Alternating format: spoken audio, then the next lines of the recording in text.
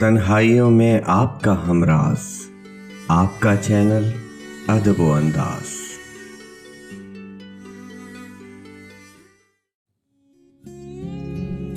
जी ही जी में वो जल रही होगी, चांदनी में टहल रही होगी।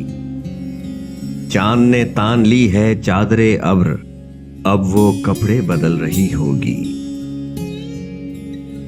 सो गई होगी वो शफक़े अंदाम, सब्ज कंदील जल रही होगी। सुर्ख और सब्ज वादियों की तरफ वो मेरे साथ चल रही होगी। चढ़ते चढ़ते किसी पहाड़ी पर अब वो करवट बदल रही होगी। पेड़ की छाल से रगड़ खाकर वो तने से फिसल रही होगी। नीलगू झील नाव तक पहने संदली जिस्म मल रही होगी। होके वो ख्वाबे ऐश से बेदार कितनी ही देर शल रही होगी।